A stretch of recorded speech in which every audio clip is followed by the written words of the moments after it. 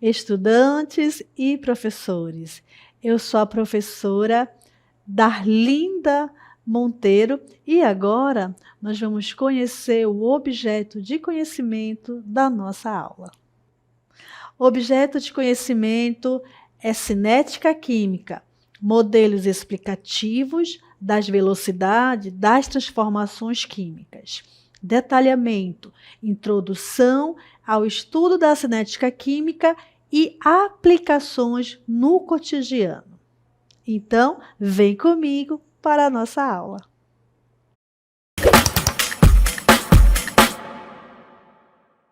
Eu quero começar essa aula falando de um cosmético que toda mulher gosta, que é o batom, né? Toda mulher gosta de um batom, não é verdade?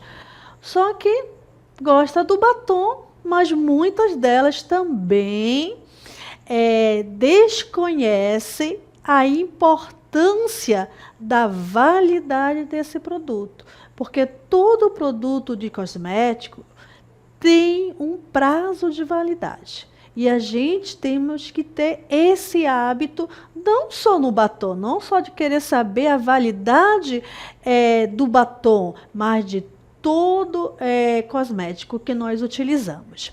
E trago para vocês um vídeo. E esse vídeo ele vai falar sobre as consequências de um batom que já está com prazo de validade vencido. Vamos prestar atenção? Você já notou a data de validade impressa nas embalagens dos cosméticos como batons? Essa validade indica o período do tempo em que o produto mantém suas propriedades originais, como textura, cor, cheiro e segurança para o uso. Após esse prazo, o batom ele pode sofrer alterações químicas e microbiológicas, tornando-se inadequado e até prejudicial para a saúde da pele.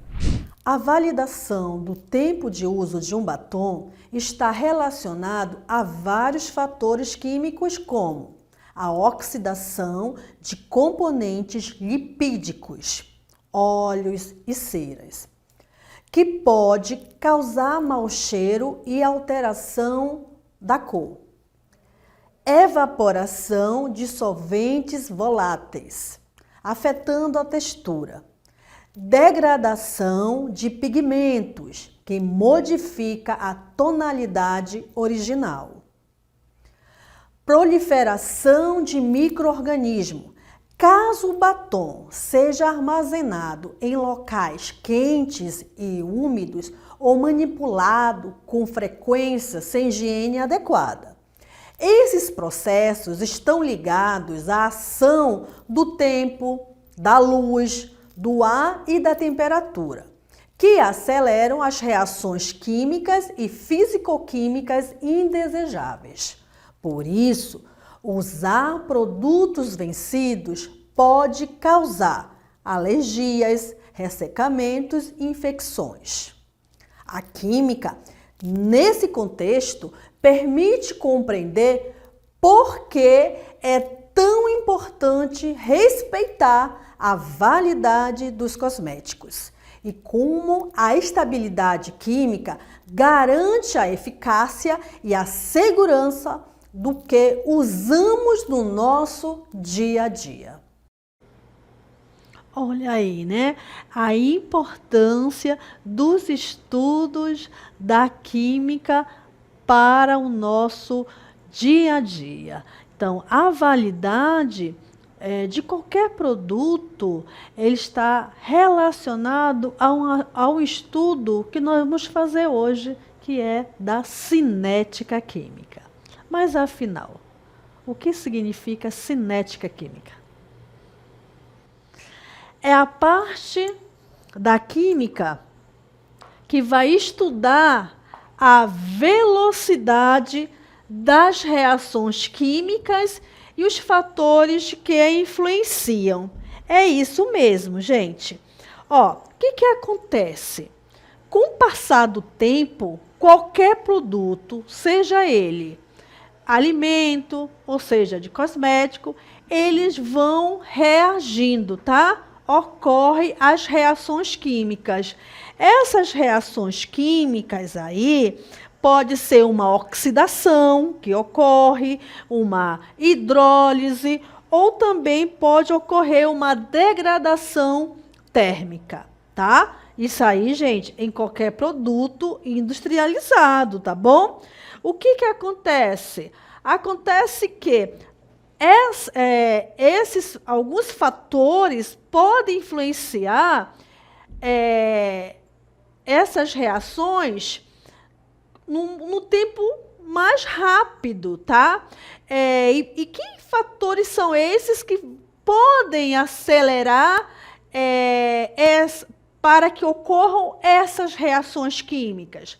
A temperatura, a concentração, a luz, o catalisador, tá? Então, esses fatores vão fazer com que possa acelerar a reação química ali.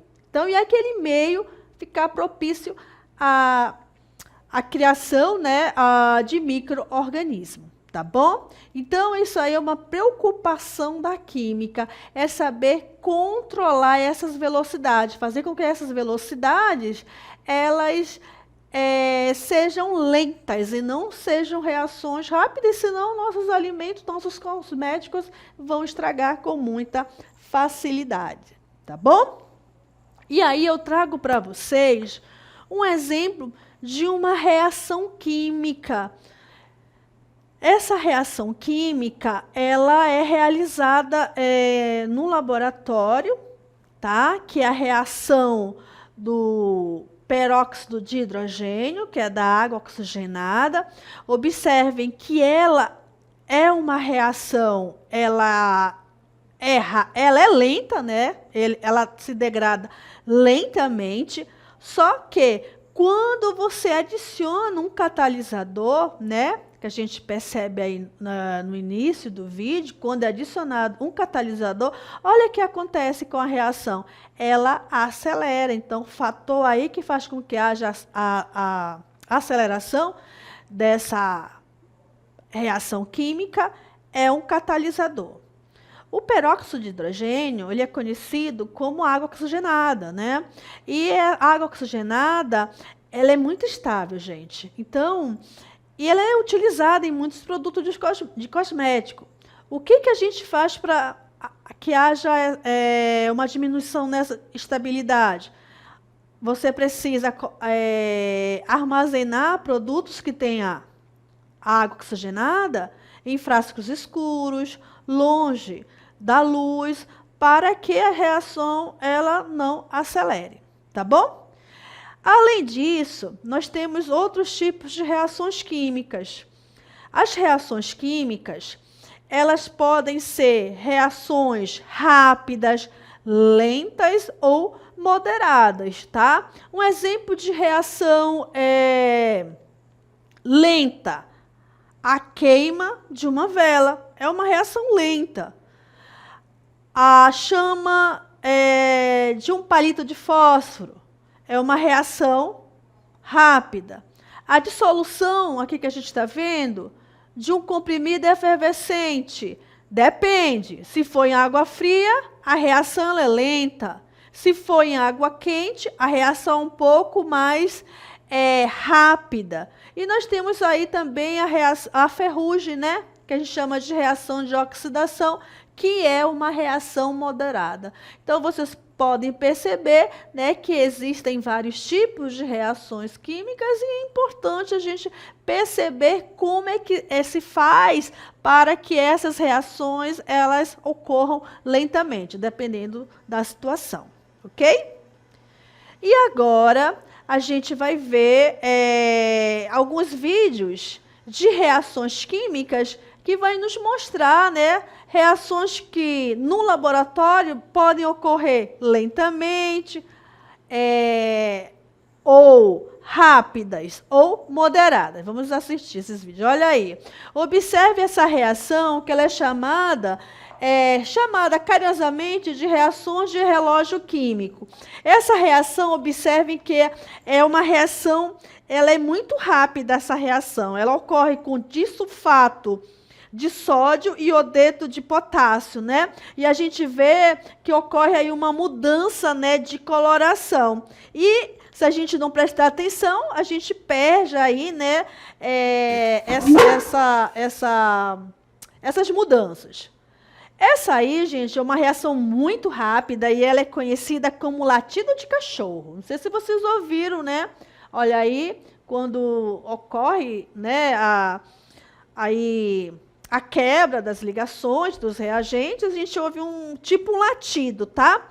Essa é uma reação exotérmica e ela é muito rápida, essa reação, ela ocorre com a liberação de calor. Temos aí, essa reação aí, ela é lenta, ela é chamada de semáforo químico. Observe aí que foi necessário, né, uma agitação para que essa reação ocorresse. É uma experiência, gente, que ela é legal porque a gente percebe que está ocorrendo a reação química pela mudança das cores. Por isso que ele é chamado de semáforo químico, porque ele simula, tá, um semáforo. E essa reação, ela é muito lenta. Se você deixar, ela vai mudar, né, as cores, mas de forma lentamente. Então, esses tipos de reações químicas que vocês estão aí observando é para mostrar para vocês que as reações químicas, elas não são iguais, elas são reações químicas diferentes, tá bom? Muito bem.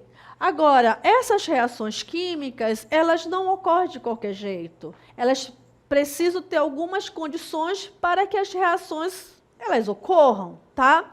Então, nós temos aqui 4 condições para que uma reação química ocorra. Primeiro, gente, os reagentes devem entrar em contato. Segundo, deve haver uma afinidade química entre os reagentes. As colisões entre as partículas dos reagentes devem ser eficazes. E a quarta, deve atingir a energia de ativação. E agora, a gente vai ver alguns exemplos práticos dessas condições para vocês entenderem melhor. Observem aqui comigo, né? Os reagentes, eles reagem entre si, né? Olha aí. Quando a gente tem um fósforo, né, na sua ponta, nós temos 2 substâncias, o clorato de potássio e o enxofre. Quando essas substâncias elas entram em contato com a superfície de atrito que está na caixa, o que ocorre aí? Ocorre a queima, né? Ocorre a combustão do palito de fósforo, né? Agora, sem esse contato, a reação ela não começa, tá bom? Então, tem que ter um contato. Aí a gente tem um experimento, né, bem simples, é o experimento de vulcão. A gente utiliza nesse experimento, gente, de vulcão, vinagre e o bicarbonato de sódio, tá? Então, quando essas 2 substâncias reagem, observem aí, olha, que o vulcão ele entra em erupção, né, no experimento realizado, ou seja, ele libera o gás carbônico que a gente observa através ali daquela espuma, tá? Essa efervescência que nós estamos vendo aí é o gás carbônico, então precisa, né, dessa afinidade. E o bicarbonato de sódio, ele é muito utilizado, né, na preparação do bolo, ele está presente no fermento, é ele que é responsável pela aquela aumento da massa, tá bom? E a terceira aqui, gente, são as colisões, né? Para que ocorra a reação química, é necessário uma colisão entre as partículas. E tem que ter, além da colisão, né, ser eficaz, precisa ter uma orientação favorável. O que significa dizer isso? É que quando ocorre o rompimento das ligações, os átomos que estão presentes nas moléculas precisam tomar em uma posição em que possa ocorrer essa quebra. E aí nós temos também a energia de ativação, né? Ó, quem não gosta de ver esse espetáculo de fogos, né? Para que isso ocorra, é necessário um empurrãozinho, não é verdade? Porque se eu pego aqueles canhão, ele só vai liberar, né, essa queima só ocorre se eu fornecer fogo, não é verdade? Um palito de fósforo, né, acender lá no canhão, aí ele libera nesse espetáculo.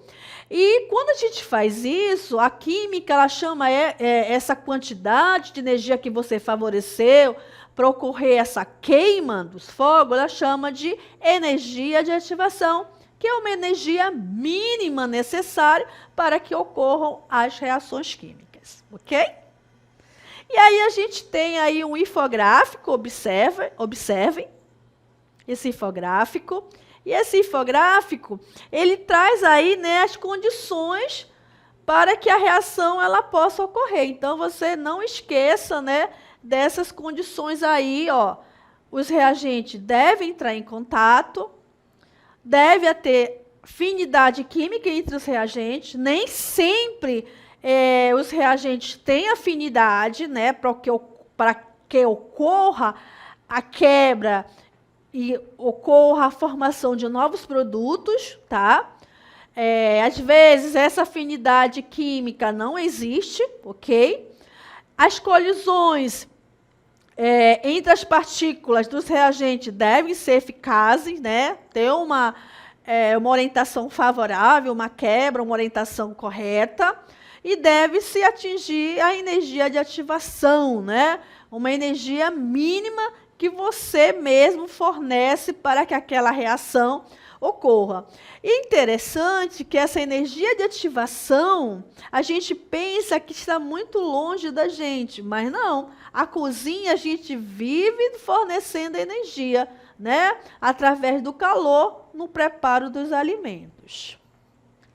Agora a gente vai assistir, né, uma animação. Observe essa animação aí.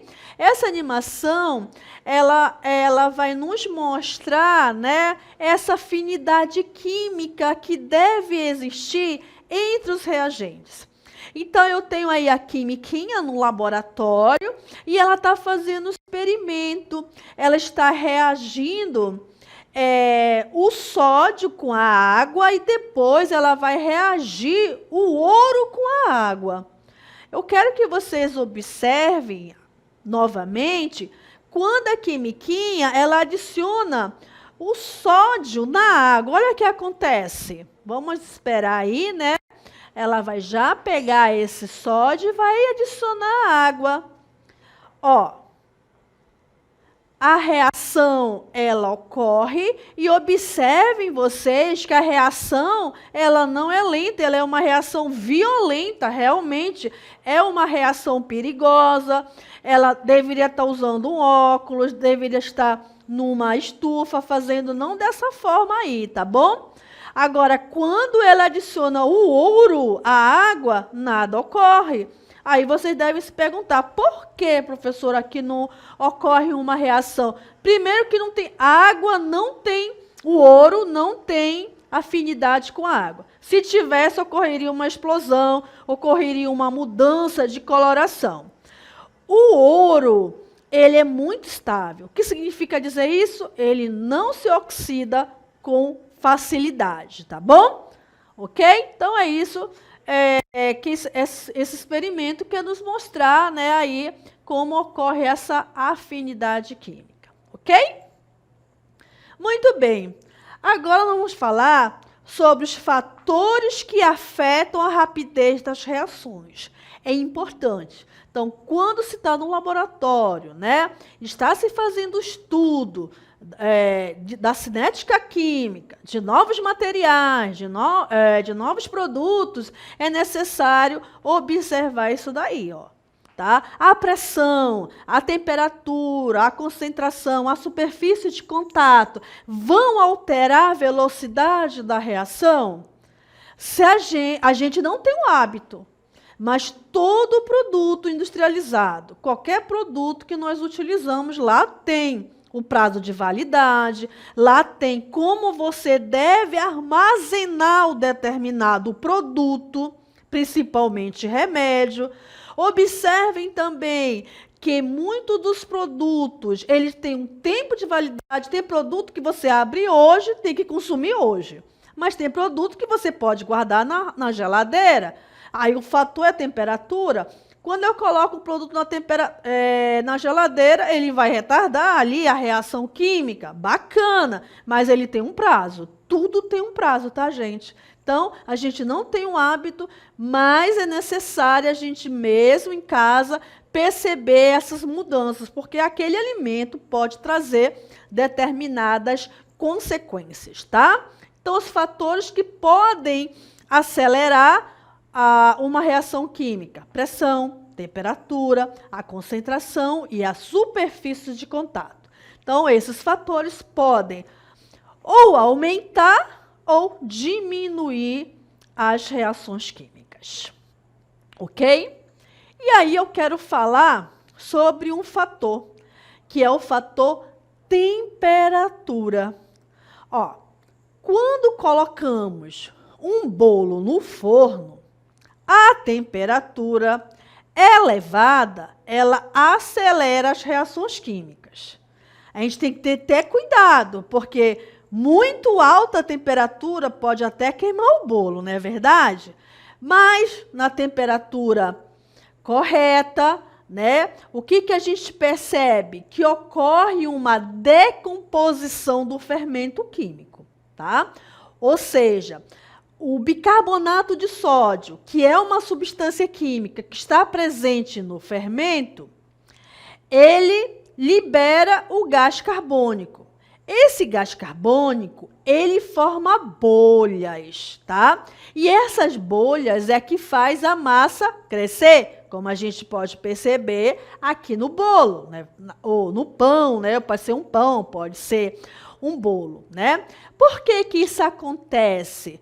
Porque o aumento da temperatura vai fornecer energia suficiente. E que é essa energia suficiente? Como é que a química chama essa energia suficiente? De energia de ativação, para que as reações ocorram de forma mais rápida e eficaz. É importante ler que cada fabricante tem lá a temperatura adequada do bolo. Ah, eu não sei fazer bolo. Não, você não sabe fazer bolo, não. Você não sabe a química. Você não sabe que a temperatura vai influenciar lá, né, no crescimento da massa do bolo, tá bom? Então, se a temperatura estiver muito baixa, o bolo pode não crescer direito ou ficar cru no meio, porque a reação química ocorre lentamente. Então, é importante saber qual é a temperatura adequada para que aquele bolo ou aquele pão, ele asse da maneira diferente. Tá bom, gente? Muito bem. E agora vamos para o mural do conhecimento. O mural do conhecimento, ele é uma ferramenta que eu utilizo aqui na nossa aula para resgatar alguns conceitos importantes que a gente viu durante a aula e que muitas vezes fica até no esquecimento, né? Porque são conceitos que não fazem parte do nosso cotidiano, tá bom? Então, vamos resgatar os conceitos? O primeiro, que é super importante, é entender o que é cinética química. é a parte da fisicoquímica. Fisicoquímica é uma parte da química, tá? Então, tem química geral, tem química orgânica e tem a fisicoquímica, ok? A fisicoquímica, ela é a parte da química que é responsável em estudar a velocidade das reações químicas e os fatores que a influenciam. Eu tenho certeza que você observou como é importante esse estudo, não é verdade? Também vimos, né, que existem vários tipos de reações químicas. Existem reações lentas, existem reações moderadas, existem reações rápidas. Então, olha aí, quantos tipos de reações diferentes se tem, quantos tipos de reações é necessário saber ali, né, como é que se vai fazer para que essas reações elas possam fazer com que haja uma durabilidade bem maior do produto. As empresas, elas querem saber disso, né? E a química faz esse estudo, ok? Reações lentas, como exemplo, eu posso dar a queima de uma vela. Existem muitos exemplos, né, de reações lentas. Reações rápidas, o sódio com a água, né? O sódio não pode ver a água que já explode. É uma reação que não pode, o sódio tem que estar longe, não só com a água, é com oxigênio, viu, gente? E aí, nós temos as condições para que uma reação química ocorra. Porque para uma reação química ocorrer, não é ela ocorre natural. Existe, claro, reações químicas que ocorrem naturalmente, né? Porque existe o quê? O fator afinidade química, tá? Mas aí, gente, eu trago 4 situações em que a gente precisa estar bastante atento sobre essas condições, tá? E que são condições importantes, principalmente no laboratório onde se guarda, né, tantos reagentes químicos. Muitos desses reagentes eles não podem estar perto um do outro, porque pode causar explosão, pode causar um incêndio, e o manuseio também pode causar alguma situação desagradável para quem está manipulando. Então, química tem que ter os seus cuidados, tá bom? Então, quais são essas condições? Primeiro, os reagentes devem entrar em contato. Se eles não entrarem em contato, não tem como ocorrer a reação química. Deve haver afinidade química entre os reagentes, tá bom? Se não houver essa afinidade química, é necessário que você forneça energia. A maioria das reações químicas, elas precisam de energia. É necessário fornecer a energia. E na química, quando a gente fornece essa energia, seja ela mínima ou não, o que acontece? Como é chamado, né, essa energia que é fornecida para que as reações químicas ocorram? Energia de ativação. Não quero que vocês esqueçam mais. É a energia de ativação, que é uma energia mínima que é fornecida à reação para que ela ocorra. Tá bom, gente? Então é isso. Eu espero que vocês tenham gostado da nossa aula de hoje, que foi sobre a cinética química. Tchau!